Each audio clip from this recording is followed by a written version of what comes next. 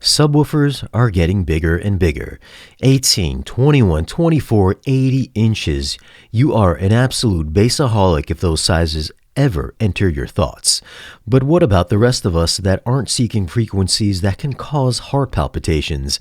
A subwoofer that gets out of the way, yet can make it feel like it's delving into the abyss.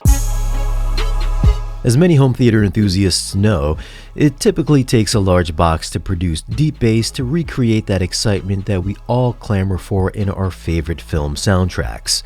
Can a 13-inch box with a custom aluminum 8-inch driver powered by a 1000-watt amplifier with dual 8-inch passive radiators dig low enough and play loud enough to keep us engaged? Or is a frequency response of 23 to 120 Hz not enough?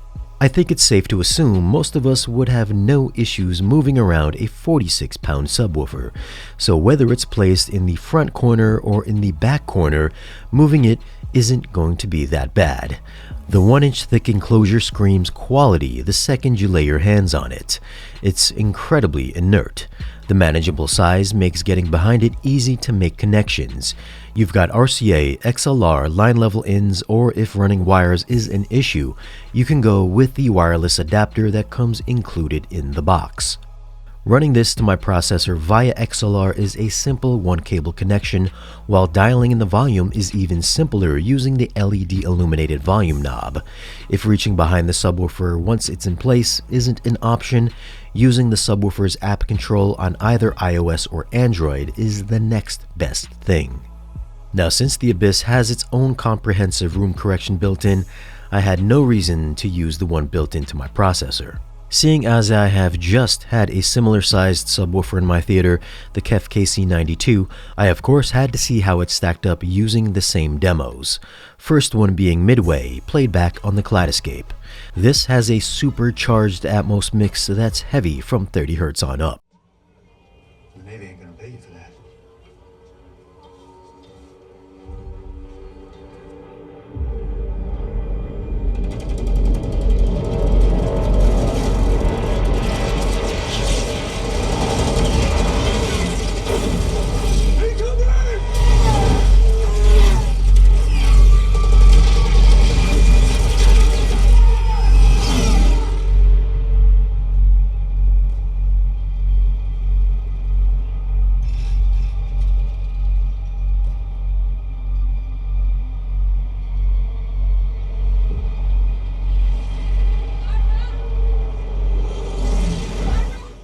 Keep in mind that this has a single active 8-inch driver, while the two passive radiators will help it play a little deeper in this very small enclosure.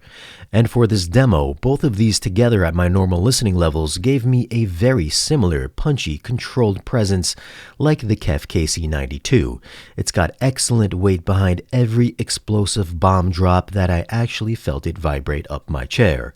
The rhythmic bass line with Mandy Moore and the little girl remained clean and powerful without the sloppiness that I've heard from smaller, lesser quality subs. It sounded like I had a couple bigger subs in here. Next up is the Wormhole from Interstellar. This mix digs dangerously low, so I am a little bit worried for this little 8-incher.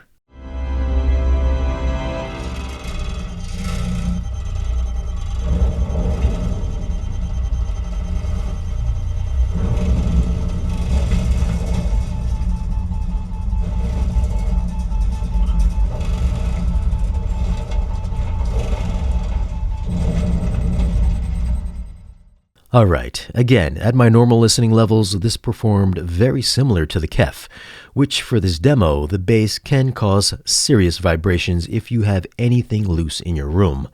With less controlled subs, you might find that the overwhelming amount of bass can often sound sloppy, drowning out the dialogue in this scene, which is a very common complaint with Nolan's films.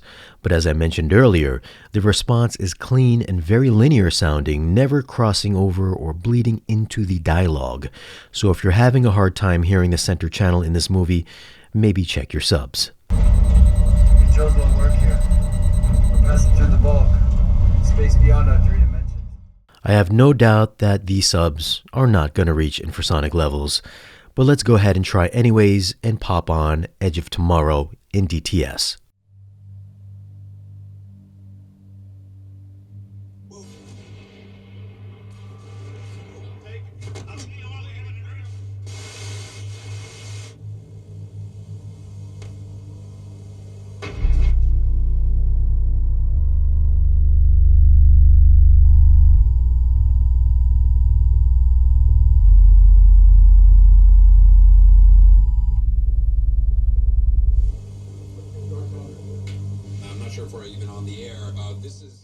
Now, just like the KEF subwoofers, this has some pretty good protection to keep you from blowing it up and driving it too hard.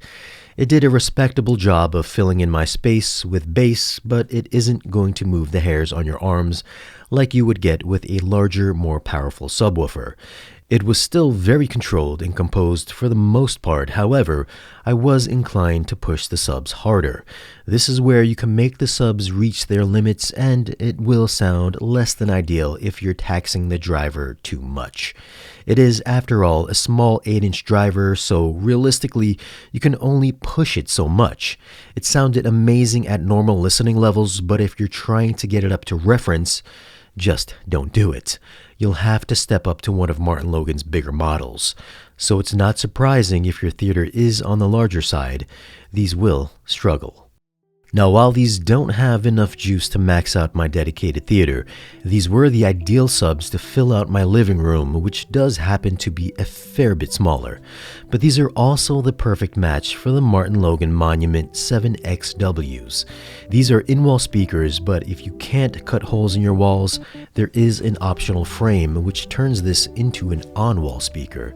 Now, since this is just a temporary setup for me, I did put these speakers on stands. To complete the rest of the system, I've got an Icon 3XW as the center channel and a pair of Tribute 5XWs for surrounds. The bigger Monuments has 7 drivers total, one 6.5-inch mid-range driver, 2 6.5-inch bass drivers, and a single folded motion XT tweeter. The Tribute has the same tweeter, 2 5.25-inch mid-bass drivers, and 2 6.5-inch passive radiators, while the Icon has the same tweeter and 2 5.5-inch mid-bass drivers. Now, if you're a fan of MartinLogan's electrostat speakers but don't have the space for them, their folded motion tweeters can give you a really good taste of that high-detailed, transparent sound. And since the tweeters are the same in each speaker, they'll all share perfect timbre in every location. So when those planes fly overhead in midway, the panning effects will track seamlessly. I did find that vocal clarity had a touch more body coming from the bigger Monuments, most likely due to the dedicated mid-range, which I noticed while listening to Gravity, which has a bunch of vocal panning effects. So while the high-frequency detail remains the same across the board, there is a bit of a tonal difference with the mids with the bigger speakers. However, if you are invested in whatever you're watching, I doubt that you're going to hear a difference unless you're trying to hear a difference. Now, going back to the subwoofer, it is a perfect complement to the 7XW. You might think, like I did when I got these in for review, that since these guys are so big, they probably have a good amount of bass. But to my surprise, they didn't. So I think that it's a must that you pair them up with a subwoofer. The Abyss 8 is tiny, it stays out of the way, and it has more than enough output for my living room. And crossing these over at 80 Hz made the entire system sound twice as big with way more dynamics. The Abyss 8 will make the Monument sound like a full-on, full-range speaker. Now, I did take a few measurements with the subs at my main listening position, so you can have an idea of what I heard. Keep in mind that this is the response I got in my space, and it'll likely be very different for yours. The first one here is of the subwoofer in the back right corner. As you can see, it measures relatively flat with a little dip around 62 Hz due to my room. The next one is the sub in the front right corner, and with both subs measured collectively, I was able to hit a max SPL of about 115 dB at 47 Hz, and this is without any arc room correction applied. Now, after running room correction on both subwoofers, I was able to get a very linear response with extension down to 23 Hz before it started to drop off. If your receiver or processor has correction built in, which most of them do nowadays, you can just use that to EQ the subs for your space. But if you prefer, you can pick up the optional Anthem R calibration kit, which sells for $50 at the time of this video. You'll have to run the calibration off your PC or Mac. I measured at 5 different positions, although you can measure more if you want.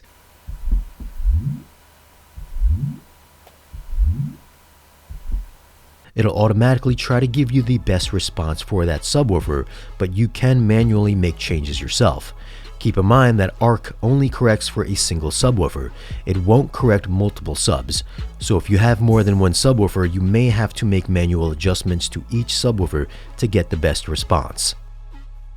At the time of this video, a single Abyss 8 is selling for $1,200. The Monument 7XW is $5,000 each, the Tribute 5XW is $3,000 each, and the Icon XW is $2,000 each.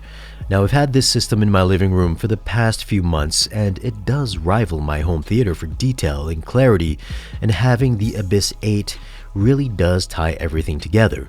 If I could have 18 monuments in my home theater, that would be a serious game changer.